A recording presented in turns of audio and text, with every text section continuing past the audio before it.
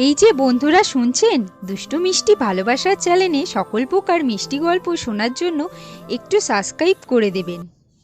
একটা মেয়ে হয়ে তুই ধূমপান করিস কিভাবে? দিহানের কথায় চমকে উঠল দিয়া। তুমি যে ভাবছো তেমন কিছু না। জিজু সিগারেটটা উনি নিচে গেছেন, বাবা দেখলে লজ্জা পাবেন, তাই আমার কাছে দিয়ে গেছেন। এখন তো বানিয়ে বানিয়ে কথা বলবি, কিন্তু আমিও ছেড়ে দেওয়ার পাত্র না। এই বলে পকেট থেকে মোবাইলটা বের করে দিয়ার ছবি তুলে নিল। এই ছবিটা দিয়ে তুমি কি করবে দিহান ভাই? সারা দুনিয়াকে দেখাবো, যারা তোকে ভদ্র বলে জানে তাদের কাছে তোর মুখোশ উন্মোচন করব। তুই কতটা সাধু সবাইকে জানাতে তো হবে নাকি? দেখো দিহান ভাই, তুমি কিন্তু একটা ছোট্ট বিষয় নিয়ে বাড়াবাড়ি করছো। আমি তো বললাম এটা জিজুর সিগারেট। নিজেকে বাঁচানোর জন্য কত কথাই না বলছিস। আমি যাই, নেট ফুরিয়ে গেছে। আগে নেট কিনবো, তারপর তোকে সবার সামনে তুলে ধরবো। 2 দিনে তুই সেলিব্রিটি হয়ে যাবি, ভাবতে পারছিস বিষয়টা? দিহানের এমন আচরণ সবসময় দিয়াকে কষ্ট দেয়। দিয়ার ছোটখাটো ভুলগুলো সবার সামনে তুলে ধরে সবসময় ওকে অপমান করতে চায়। ও পরিচয় তো দেওয়াই হয়নি।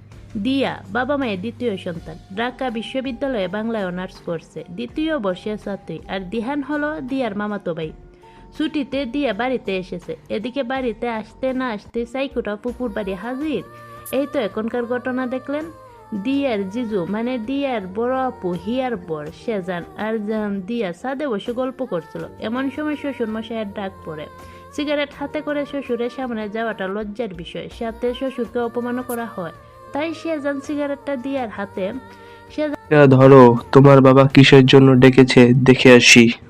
সেজান নিচে যেতে দিহানের এন্ট্রি হয় সাথে। দিয়ার হাতে সিগারেট দেখেই এইসব কাণ্ড করে বসে। দিয়া বারবার বলার পরও কোনো কথা কানে না নিয়ে দিহান বাড়ি থেকে বের হয়ে ফ্লেক্সিলোড দোকান থেকে ডাটা কিনে নেয়। ফেসবুকে ঢুকে দিয়ার সিগারেট খাওয়া ছবি পোস্ট করে ক্যাপশন দেয়, হাই বন্ধুরা, এটা আমার ফুফাতো বোন দিয়া। সিগারেট খেতে খুব ভালোবাসে। আজকে আমাকে ডেকে বলল, দিহান ভাইয়া আমি সেলিব্রিটি হতে চাই, তুমি আমার এই একটা ছবি তুলে ভাইরাল করে দাও। তাই তার কথা মতো কাজ করলাম। আশা করি পোস্টটি শেয়ার করে আমার ফুফাতো বোনকে সেলিব্রিটি করে দিতে সাহায্য করবেন। দিহান বাড়িতে ফিরে দেখে দিয়া ওর বাবা আরমান আহমেদের সামনে গালে হাত দিয়ে দাঁড়িয়ে কান্না করছে আর কিছু একটা বলার চেষ্টা করছে, কিন্তু আরমান আহমেদ বলছে, ছি, তোমাকে আমার মেয়ে বলতে ঘৃণা হচ্ছে। শহরে লেখাপড়া করতে পাঠিয়েছি, ভেবেছি মানুষের মতো মানুষ হবে, কিন্তু না, তুমি তো ছেলেদের ক্যারেক্টার নিয়ে বসে আছো। দিয়া কান্না করতে করতে বলতে লাগলো, বাবা, তুমি যা ভাবছো তার কোনো সত্যতা নাই। কিসের সত্যতার কথা বলছিস তুই? একটা মেয়ে হয়ে সিগারেট খাওয়া ছবি ফেসবুকে পোস্ট দিয়েছিস কিভাবে? বাবা, আমি আমি কিছুই করিনি, যা করেছে দিহান ভাই। আরমান আহমেদ দিয়ার গালে আবার একটা চোর দিয়ে বলল, দোষ করবি নিজে, আর দোষী করতে চাইবে আরেকজনকে। দূর হয়ে যা আমার চোখের সামনে থেকে। দিয়া একবার ওর জিজুর দিকে তাকালো। জিজু, আপনার সম্মান বাঁচানোর জন্য আমি সিগারেটটা নিজে নিয়েছিলাম, কিন্তু এই ছোট্ট বিষয়টা নিয়ে এটা কি হয়ে গেল দেখুন। তবে সব জানেন, বাবাকে কিছু একটা বলুন। কিন্তু একজনের চোখের ভাষা আরেকজন বুঝে কিভাবে? দিয়া এবার দিহানের দিকে ঘৃণার দৃষ্টিতে তাকিয়ে নিজের ঘরের দিকে কান্না করতে করতে দৌড়ে চলে গেল। হিয়া অনেকক্ষণ দরজা ধাক্কানোর পর দিয়া দরজা খুলল। দরজা খুলে আপুর বুকে ঝাঁপিয়ে পড়ে কান্না করতে লাগলো দিয়া। হিয়া দিয়াকে নিয়ে যে খাটের ওপর বসালো। হিয়া দিয়া, তুইও কি বিশ্বাস করিস আপু আমি এমন কাজ করেছি? স্বয়ং তুই এসেও যদি বলিস তুই সিগারেট খেয়েছিস, তবু আমি বিশ্বাস করব না। তাছাড়া তোর জিজু আমাকে সবটা জানিয়েছে, কিন্তু বাবার সামনে কিচ্ছু বলতে পারছে না লজ্জায়। জামাই বলে কথা। আপু, এই সম্মানটার বিষয় তা নিয়ে দিহান ভাই এমন একটা কাজ কিভাবে করলো তুই বলতে পারিস? আমি তো ছাদেই ওনাকে সব বলে দিয়েছিলাম, কিন্তু কে শোনে কার কথা? আমাকে নিয়ে নাকি সেলিব্রিটি বানিয়ে ছাড়বে? তুই মন খারাপ করিস না, সব ঠিক হয়ে যাবে। কিভাবে ঠিক হবে আপু? ভালো কাজ মানুষে মনে রাখে না, কিন্তু আমার ছোট্ট একটা সবাই মনে রাখে। কেউ কিচ্ছু করবে না, মনে রাখবি তুই আমার বোন। কেউ তোকে কিচ্ছু বললে তাকে আমার সাথে মোকাবেলা করা লাগবে। কিন্তু এই সাইকোটা ছবিটা ফেসবুকে ছড়িয়ে দিয়েছে। আমার ক্যাম্পাসের বন্ধু বান্ধবরা যদি এটা দেখে ফেলে, আমি মুখ দেখাবো কিভাবে? তুই এত চিন্তা করিস না তো বোন, এই আয় তোকে ঘুম পাড়িয়ে দেই। হিয়া দিয়াকে শুয়ে দিয়ে মাথায় হাত বুলিয়ে দিচ্ছে আর দিয়া বলছে, জানিস আপু, আমার এই ছোট মনটা একজনকে ছাড়া কিছুই ভাবে না। তিল তিল করে গড়ে তোলা আর আমার এই ভালোবাসা, মনটা চায় সারা জীবন তার সাথে কাটানো। কোনো এক পবিত্র সম্পর্কে, কোনো এক পবিত্র বন্ধনে, কিন্তু তার কর্মকার্য সব কিছুই তাকে ভালোবাসা বিপরীতে যায়। আমাকে কষ্ট দিয়ে সে কি মজা পায় আমি বুঝি না। কাউকে ভালোবাসলে তার দেওয়া কষ্টগুলো মেনে নেওয়া শিখতে হয়, এতে সে এক সময় দেখবি আর কষ্ট দিতে পারবে না, শুধু ভালোবাসবে। কিন্তু তার দেওয়া কষ্ট যে সমাজের সবাই দেয়, আমি তো চাই সে একটা কষ্ট দেয়, কিন্তু সে আমাকে প্রচার করায়, যাতে করে সবাই আমাকে অপমান করতে পারে। তুই দিয়ানকে ভালোবাসিস না? হিয়ার কথা শুনে দিয়া ফুপিয়ে উঠছে। বিশ্বাস কর আপু, আমি কোনোদিনও ভালোবাসতে চাইনি, কিন্তু কিভাবে যে কি হয়ে গেছে আমি নিজেই বুঝতে পারিনি। নিজের মনের কথাটা বলিস না কেন? সময় থাকতে সব বলে দে। আমার সাথে দুর্ব্যবহার করে আমি কিভাবে ওকে বলবো আমার মনের কথা? দেখা যাবে সেই কথাটাও রেকর্ড করে ফেসবুকে ছেড়ে দেবে। কিন্তু আমি পৃথিবীর কাউকে ভয় পাই না, কিন্তু ওই সাইকোটাকে দেখলে আমার গলা শুকিয়ে কাঠ হয়ে যায়। কেন তুমি এই সাইকোগিরি করছো আর নিজেকে খারাপ বানাচ্ছ? আমি সাইকোগিরি করছি না, দিস ইজ মাই ক্যারেক্টার, যেটা থেকে আমি বের হতে চাই না। একটা মেয়েকে এই ধরনের বাজে কথা বলার শাস্তি কি নিশ্চয়ই তোমার জানা আছে। আমাকে পুলিশে দিবি? ওকে দেখবো কেমন পারিস আমাকে পুলিশে দিতে। হা হা হা। সকালে অমন একটা কাণ্ড করেছো দিহান ভাই, বারবার কিন্তু আমি ছেড়ে দেব না বলে দিচ্ছি। তুই কথা না ঘুরিয়ে বল, কয়টা ছেলের সাথে তোর শারীরিক সম্পর্ক রয়েছে? দিহান ভাই, গায়ে সমস্ত শক্তি দিয়ে দিহানকে থাপ্পড় দিল দিয়া। নিজের অধিকারে গণ্ডি পার করতে এসো না। গন্ডির কি দেখেছিস তুই? এমন এমন কাজ করতে পারি যা ভাবলে তোর অজ্ঞান হবার অবস্থা হবে। প্লিজ দিহান ভাই, আমাকে তুমি ছেড়ে দাও, তোমার কষ্টগুলো আমার বুকে লাগে। যেই বুকে তোমার নামে ফুল ফুটে রয়েছে, তার ভিতর কেন তুমি বারবার কাঁটার আঘাত করো?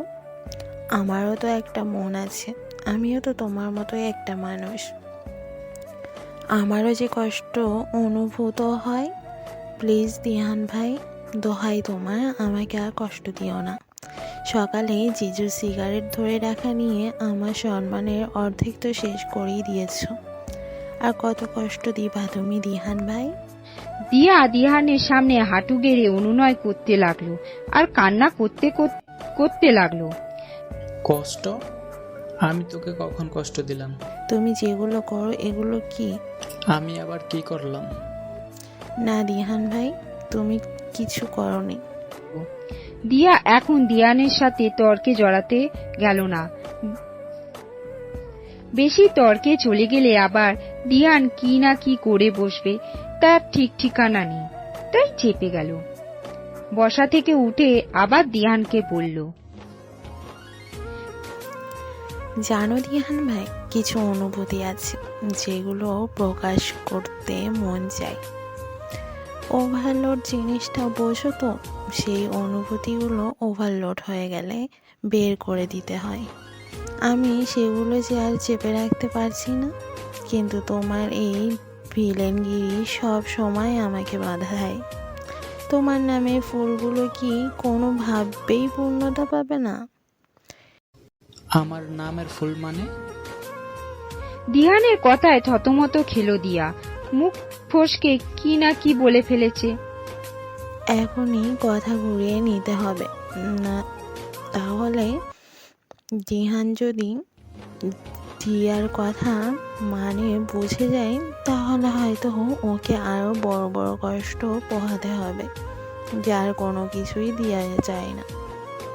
তাই কথার মোড় ঘোরানোর জন্য বলল, তুমি আমার মামাতো ভাই, তোমার প্রতি আমার একটা মায়া আছে না, সেটাই ফুলের মাধ্যমে ব্যাখ্যা দিলাম আর কি।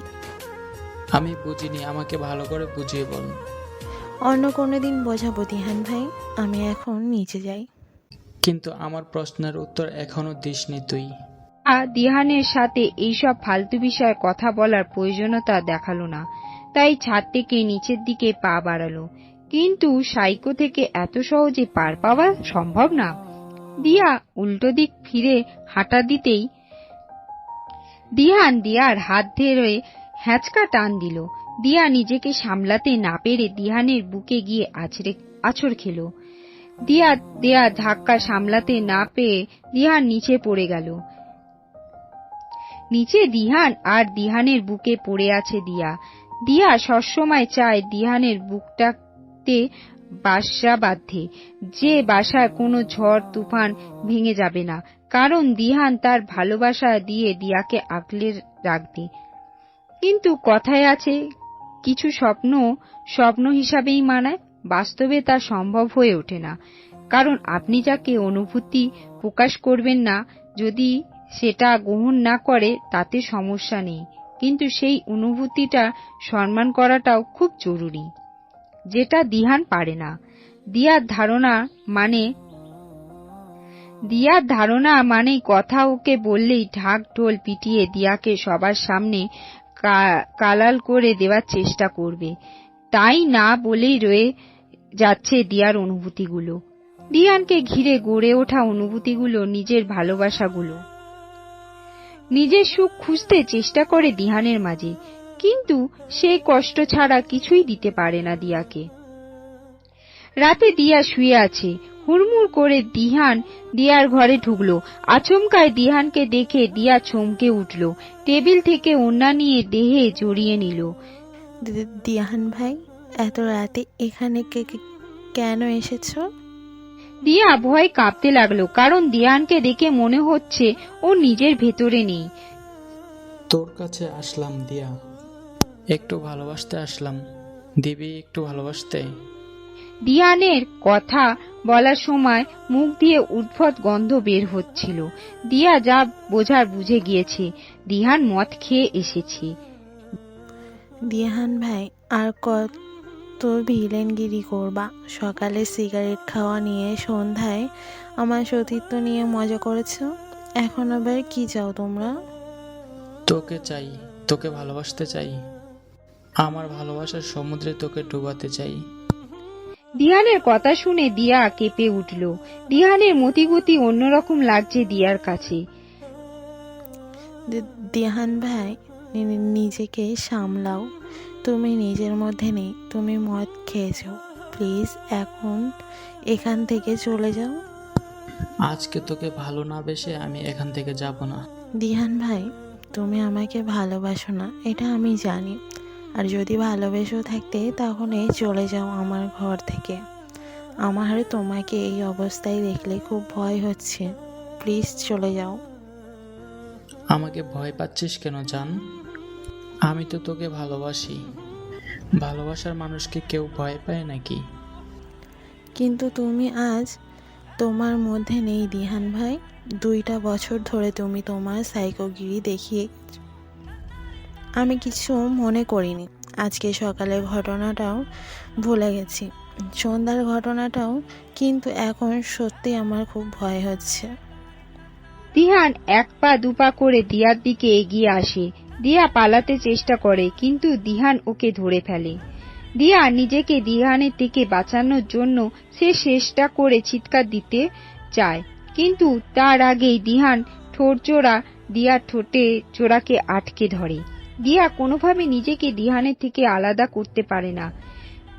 কিছু সময় পর ক্লান্ত দিহান দিয়ার বিছানায় ঘুমিয়ে পড়ে।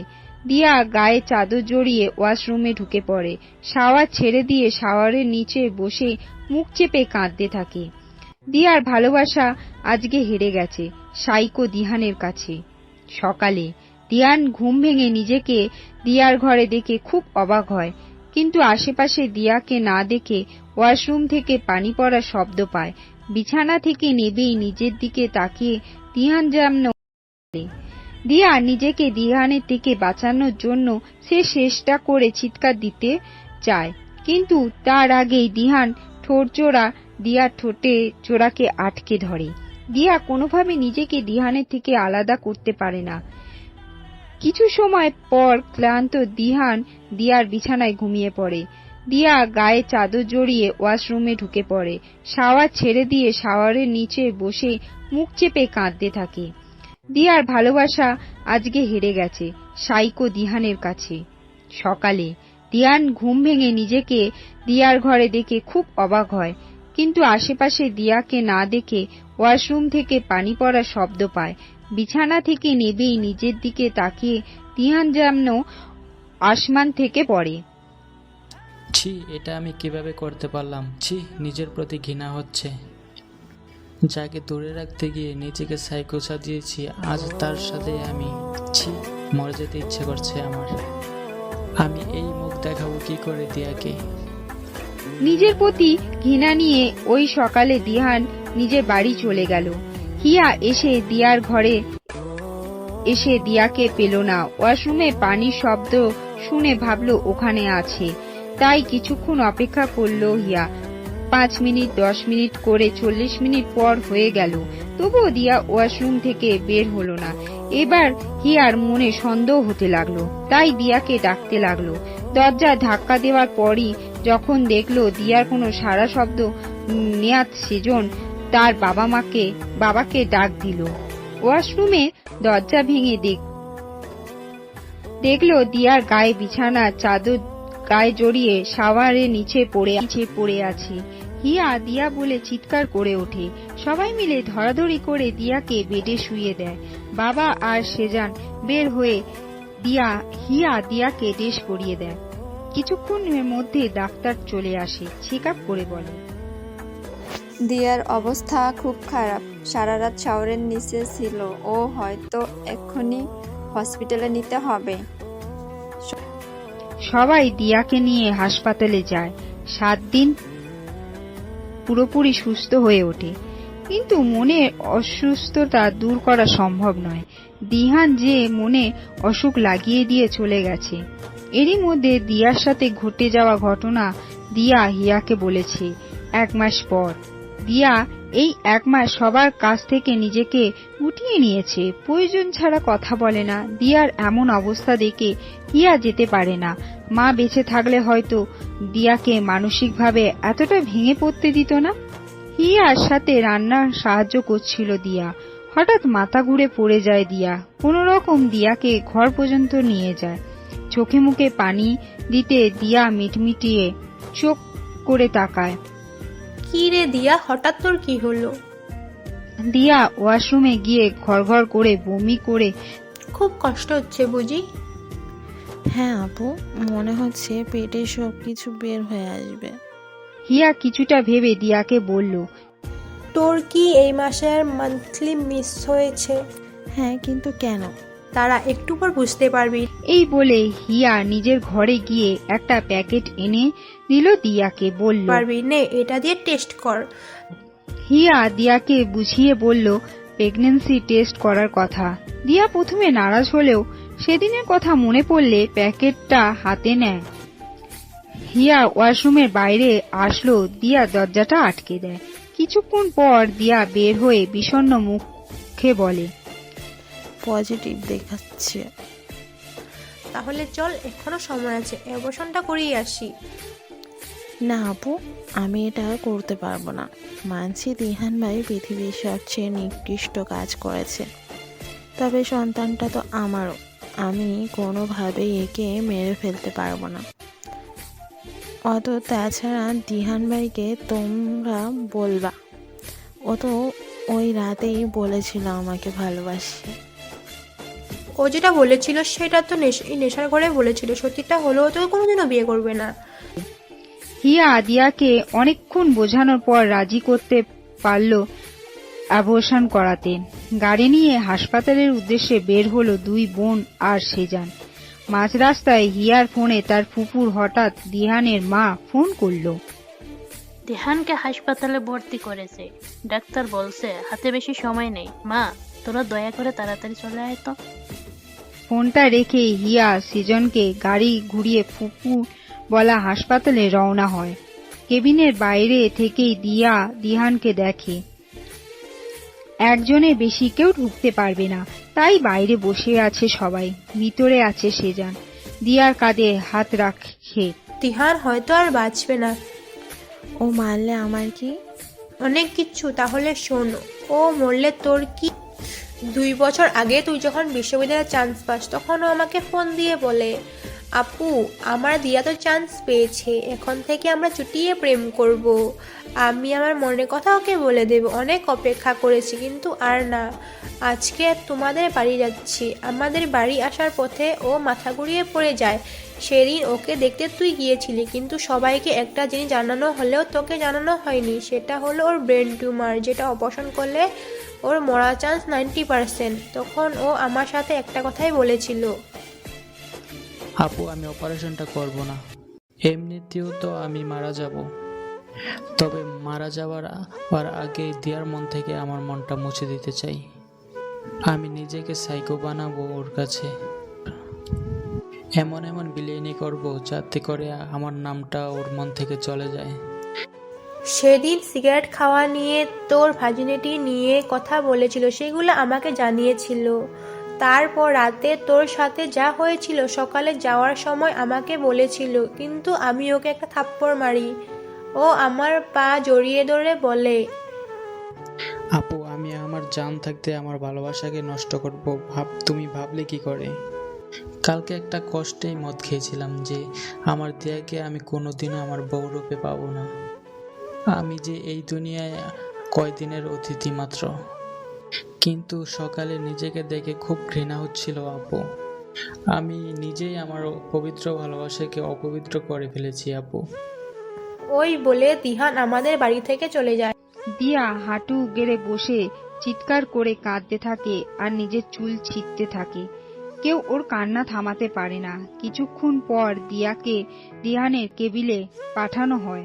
দিহানের কথা বল, কেন করলে দিহান ভাই?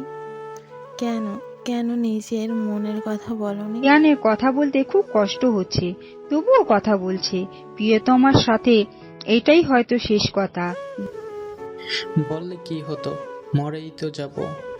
ভেবেছিলাম তোকে আমার প্রতি ঘৃণায় পরিপূর্ণ করে দেব, কিন্তু উপরওয়ালা হয়তো এটা চায়নি। তাই আজকে আপু তোকে বলে দিয়েছে সবকিছু। দিহান ভাই, তুমি বাবা হবে। আমার সন্তান, তোমার সন্তান আমার গর্ভে। অ্যাবর্শনটা করে নিস। আজকে যেহেতু সব জেনে গেছি, আর আর কোনো সংশয় নেই, আমাদের বাচ্চা বড় হবে। বৈধতা অবৈধতার দেয়াল পার করে আমাদের মেয়েকে আমি বড় করব। তবে মনে রেখো মা, এই বিয়েই বড় বিয়ে, যেটা তোমার সাথে আমার অনেক আগেই হয়ে গেছে। ভালো থাকিস দিয়া, আর আমাদের মেয়েকে বড় একটা ডাক্তার বানাবি। এই জীবনে তোকে পেলাম না তো কি হয়েছে, মৃত্যুর পর তোর অপেক্ষায় থাকবো। দিয়ার সামনে দিহানের শেষ নিঃশ্বাস ত্যাগ করে 25 বছর পর। আজকে তোমার মেয়ে ডাক্তার হয়েছে দিহান ভাই। আমি তোমার কথা রেখেছি, ওকে এয়ারপোর্টে আনতে যাচ্ছি।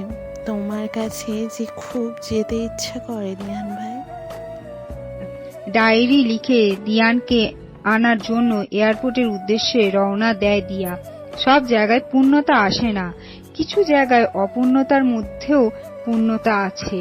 মায়ের কাছে সন্তান সন্তানই হয়, সমাজের কাছে হয়তো বৈধ অবৈধ ধারণা থেকে যায়।